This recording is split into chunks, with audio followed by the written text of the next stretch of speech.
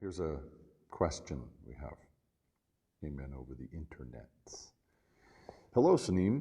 Today, when I was working in my garden, I had, still have, a strong feeling / understanding that everything in this life is much simpler and easier than I thought before.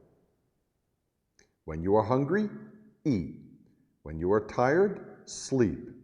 Angry, shout. Sad, cry.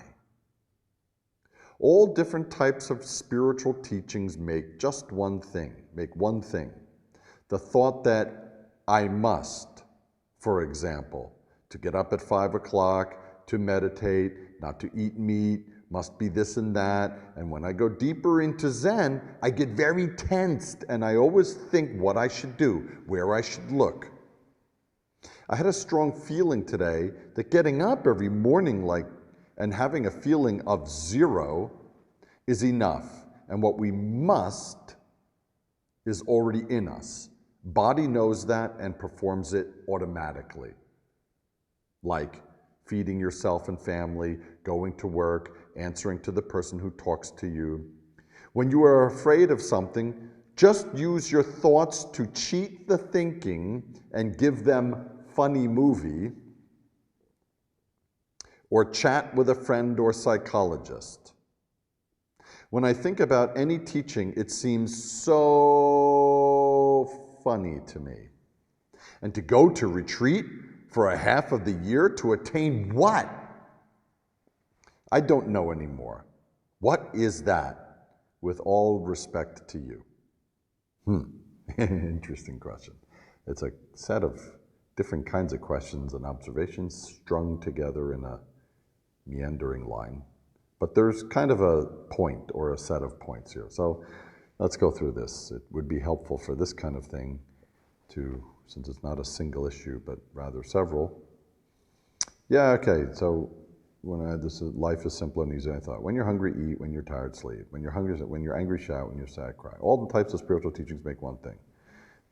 Yeah, so that is true. When I'm hungry, eat. When I'm tired, sleep. That's the highest teaching of, in a sense, we say, sometimes I say, of Zen. When you're hungry, eat. When you're tired, sleep. Sounds really stupid, but it's actually quite deep. When we're hungry, eat. When we're full, stop. There's a part of that that's not written down, but it's in there. When you're hungry, eat. When you're tired, when you're full, stop. When you're tired, sleep. Sounds kind of stupid, but it is really deep. A story I always use is, a baby. Anytime if you have a little baby, you could be holding that baby in the car and driving through a busy city with jackhammers. When a baby is tired, it just sleeps, no matter what kind of noise or what situation. Very simple mind. But many of us, because of some thinking, we're kept up late at night, we're lying in bed with that last discussion we'd had with our friend, even though we're tired because of thinking, especially as we get older and have much more reliance on thinking out of habit, then sleeping comes with some difficulty for a lot of people, and they need their Ambien or their whatever to get to sleep. People using their heads too much don't even know how to sleep anymore. But a dog knows how, a baby knows how. So yeah, that teaching is very simple. When you're hungry, eat. When you're tired, sleep. But as they also say in Zen, if you're going to whip out your Zen, be careful. A baby may understand it, but an 80-year-old man has a hard time doing it. A baby may get that point that you're raising, but a 45-year-old woman can't do it, okay? Or a man, whatever.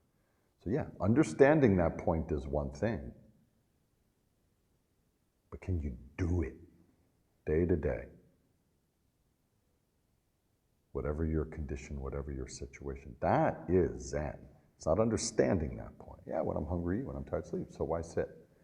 Is a kind of way of conceptualizing the practice. Is that your everyday life? Same with eating. We eat, often we stand up from there, oh, I'm so full, I ate too much. Oh, I'm really sick right now. Because even though like any animal knows when it's done eating, it stops. Human beings, because of desire, because they ordered too much, because they got their nose in their phone, or they're talking too much.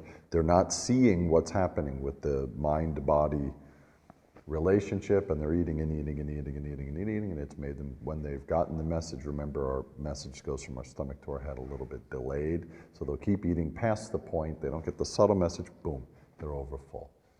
And we have all of this body dysmorphia, this obesity and related problems, because people maybe understand that conceptually, but don't get it in terms of their lived experience. So the writer says, all different types of spiritual teachings make one thing. The thought that I must, for example, to get up at 5 o'clock, to meditate, not to eat meat, things must be like this and that. And then when I go deeper into sit Zen, I get very tensed and always think, what should I do? Where should I look? Yeah, that's exactly the point. That's an overactive mind. When you sit, just sit. If you believe that point, when you're hungry, eat, when you're tired, sleep, then when you sit, just sit. Well, what's all the thinking about? What I got to do, where I got to look. What the hell's that shit about? So that's the interesting thing. People get Zen on a conceptual level because it has such a kind of clean, clear insight into some of the fundamentally most vexing questions of the mind. So crisp and so clear. And so many people can take that and go, yeah, when hungry, eat, when tired, sleep. I get that. But then they sit on their ass to sit Zen, and they're sitting and thinking about this and this and that. So it's the head and the tail don't match, okay? So Zen is not what you understand about Zen. Zen is not what you understand about it. Zen just means inside and outside become one. When inside and outside are truly one, there's no thinking about what I do or what I should this or that or what I should eat meat. I never think about that stuff. And I know a lot of Zen students also who don't. It's okay, I'm not putting down the letter writer, but you can see right here in the first half this contradiction of an understanding of Zen, but not really doing it. So it's still something up in the head. This writer continues. I had a strong feeling today that getting up every morning and having a feeling of zero is enough. And what we must is already in us. The body knows that and performs it automatically. Like feeding yourself and your family, going to work, answering to the person who talks to you. Again, very good understanding of Zen. Very good understanding. They very understand Zen. Then they continue. When you are afraid of something, just use your thoughts to cheat the thinking and give it funny movie or chat with a friend or psychologist. So that's understanding Zen, not doing Zen. Each sentence presents a beautiful understanding of Zen. Zen master level. That's like me saying, yeah, 747, hey, piece of cake. You get in there, you try to keep the ailerons up. When you go down the runway, I saw it in the movie, you pull back, you pull the thing back like this, you got the whole thing like that. Some buttons up here, but it basically takes care of itself. You pull this baby up back like this, you get the flaps up. I know the aileron things, they're supposed to go up a little bit because they increase the lift, you know? That's what you do. You get the airplane, the thing gets its ass up in the air. It's such a piece, you know, one or two tries I could do it. Put me in the seat of a 747. I don't know if you'd get in that airplane, but I'd try to get the hell out of there as soon as possible. Understanding, attainment are two different things.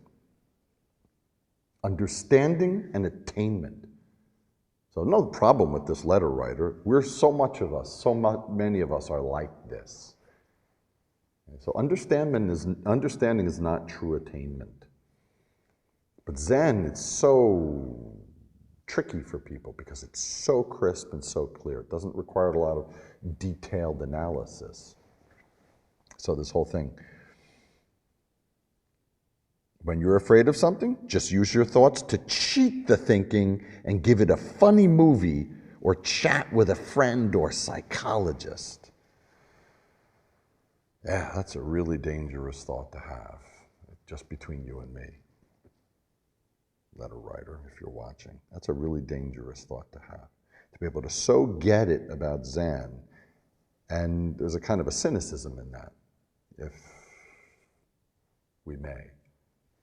That you know that, yeah, I do this, but on the other side I can just fool around. I can play with the switches and levers of the mind and put it to sleep. Give it an iPad. Like a colicky baby. Like just put an iPad in front of it, it'll shut up for a little while. And that's true. A lot of people live like that. But then what happens when you take the iPad away for some reason?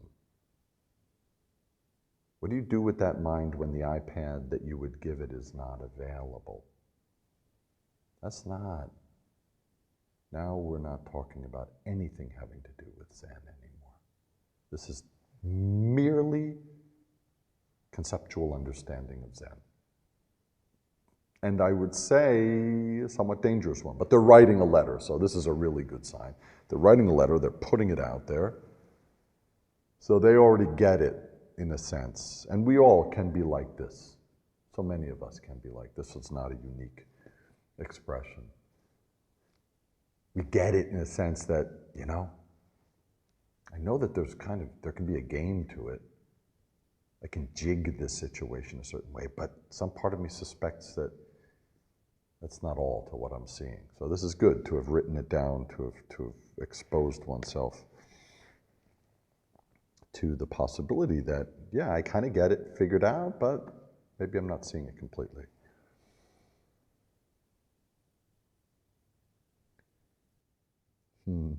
When I think about any teaching, it seems so funny to me. That's not so cool. And to go to a retreat for half a year to attain what? I don't know anymore. What is that? With all respect to you. This letter is the gift that keeps on giving. Yeah. All teaching seems so funny to me. No, what's funny is your thinking. What's funny in the sense of lustig, more komisch, is your thinking. Teachings aren't funny.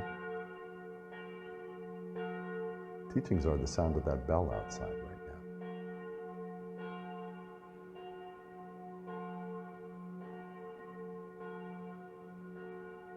The word for teachings in Sanskrit, the really super high-class technical nomenclatura for teachings in Sanskrit is dharma.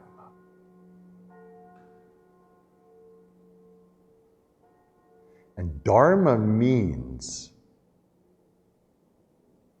reality. Dharma just means reality. It's not a philosophy, it's not a dogma, it's not a scripture, it's not a teaching, sectarian, denominational, religious. Dharma just means reality. Yeah, literalistically law or principle or analysis, but it means reality. Dharma just means reality. So reality is not funny. Human thinking is very funny.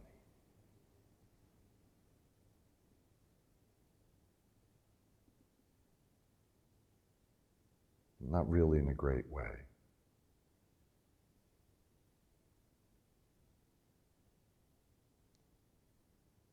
All the teachings are so funny. No, they're not. And I'm not putting this letter writer down, but saying what you need to see in that. You're seeing Zen, you're seeing conceptual, you're seeing how things line up. Oh, when you're tired, when you're hungry, eat. When you're tired, sleep. Oh, that all makes sense. But, yeah, but you know what? When things get out of hand, I can just kind of do anything I want. Just trick the mind with some sort of thing to make it shut up. That's what's a little dangerous.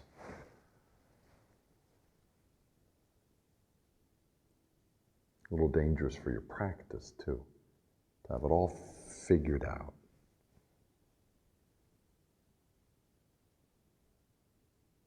All the teachings are so funny. I never thought they were funny. They're deadly serious to me. And they should be to all of us. Because the teachings, the Dharma means reality. This is not some intellectual parlor game. This is not some conceptual dance.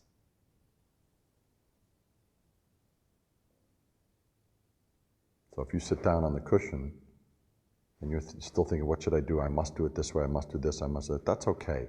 That's the habit of taking your neurotic mind into your sitting practice. And it happens. It happens for all of us. It can happen for most of the life of your practice in moments based on what your experience is or has been for the recent period around your practice.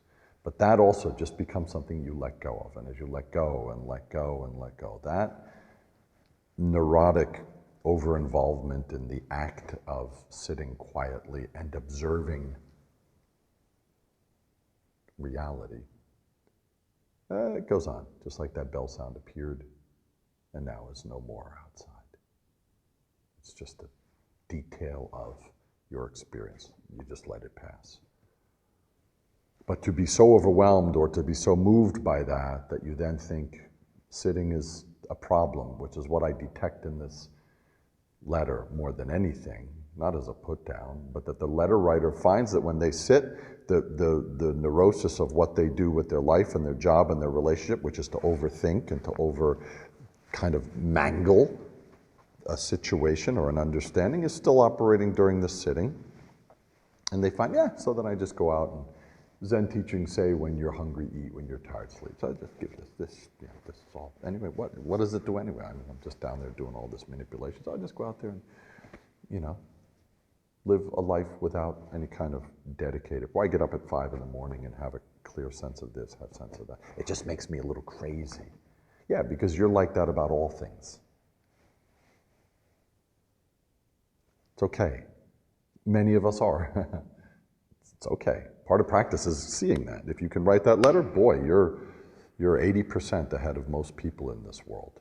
But don't stop there, and don't take this understanding or this kind of offbeat view, edgy view of what you thought practice was, I hope, until you heard this offering of a response. Don't let that be your final understanding of how you do this. Keep going. Keep going. This is also something like a snake that loses its skin. This is also something in your practice that must pass. So why sit a retreat for half a year? So that I can sit here and answer questions like this. Not to attain something, but to be able to be clear enough, to be able to be present enough, to be able to be stable enough in that view, with my own bullshit coming and going, in a busy world, doing busy things, getting constantly messaged and poked and tweaked by people with some of the inanest and some of the most sublime and beautiful and meaningful questions, but attention getters. I'm noticing this world's like, everyone's like trapped inside and they can't go out and meet their friends and do stuff. So there's like this tsunami of, it's because of these messaging apps, tsunami of pointless things coming in. People sending me videos that might be cute to their little brother, but somehow because you're connected and you're sitting on the toilet or having a cup of coffee and you're bored and you're, I'll send it to this practicing monk and maybe he has a kind of interesting dharma-like thing about this cat that's falling off the chair on the floor. Sneem, did you see my message? So the irritation factor that I deal with can be quite similar to your own. So you sit for half a year and you sit every day. So that, hopefully, and it's not always going to be the case, but hopefully just to be a little bit more present for people. If that, we've done it to myself, to my own standards of things, I've done fairly worthwhile thing for my life to have felt I can contribute in that way. So you practice for that. Yeah, not to attain anything. You don't get anything. There's no attainment with nothing to attain. You see that, but only conceptually. When you really attain not getting something, I don't even get an understanding of Zen. I don't even get that.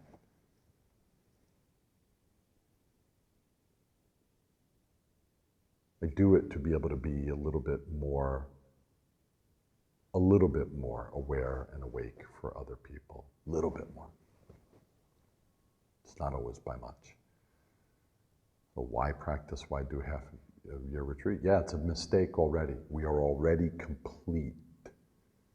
To sit a retreat is like air trying to be air. If you try to be something, space can't be space, more space-like. Yes, that's true. But in our delusion and the habit mind accumulated from countless lives before, there are tendencies to lose that point of view. So we have to practice. I remember one time there was an American monk, and he became a monk, and he was, in the American Zen centers of the Quantum School of Zen, of the tradition that I was raised in. You can become a monk and then you end up back in the Zen Center living together with the same people who you were just hanging out with as a regular lay person, and that was Zen Center's whole mix of non-dualistic practice. Now there's a stronger training tradition and experience that the novices get sent to Korea so they can really immerse themselves in the ink of being dyed in the ink of kind of the real traditional monastic life. But in the very beginning, that was just, you were like, one day you're a layman, you had a ceremony, you became a monk or a nun, and boom, you're back in the Zen Center. Maybe you did a retreat, but you could come back to the Zen Center. And you basically had a similar retreat.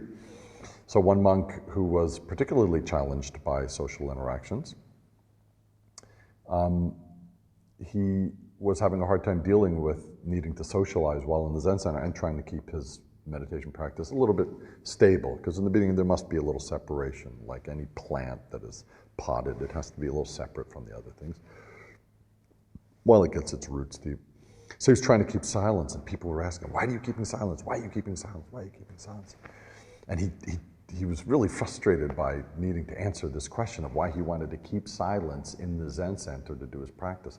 So one day he went to Zen Center and he said, "Sir, everyone's always asking me why I want to keep silence in the Zen Center. And I give this answer and I give that answer, but no one seems to really answer. No one even really seems to really get it, or why I don't feel like I'm really answering them correctly. And I lose energy and I get energy up. So when someone asks me that question, what should I answer?" And Zen Center said, when somebody asks you, why do you keep silence? You tell them, because of you! You piss me off!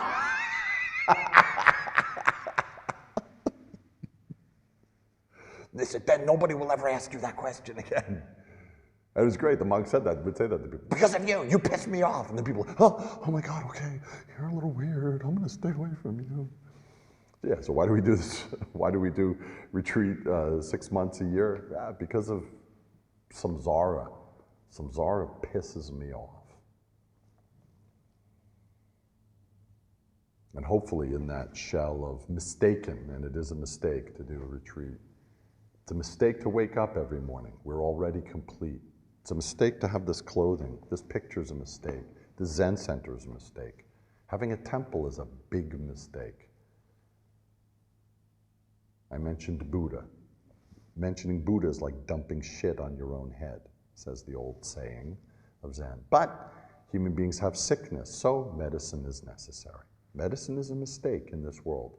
If there's no sickness, medicine is not necessary. But human beings have sickness, so this whole mistake is created, up to and including retreats twice a year, and Sunim, and monk, and nun, and silence, and waking up at 5 o'clock. So throw away your Zen understanding. That will help your life. Throw away your Zen understanding. You don't need to understand how an iPhone works to have a FaceTime conversation with your friend. Just use the FaceTime. Get out of the complicated monkey mind stuff that's not helpful for your life, for your relationships, and for your place in this interesting world. So thank you very much for the question.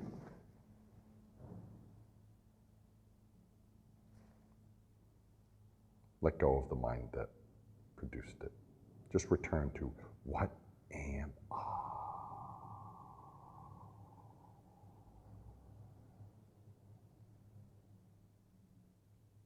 And what will you get if you do that correctly? When you're hungry, you'll eat. And when you're tired, you'll sleep. But not with the head anymore. Okay? Thanks for your question.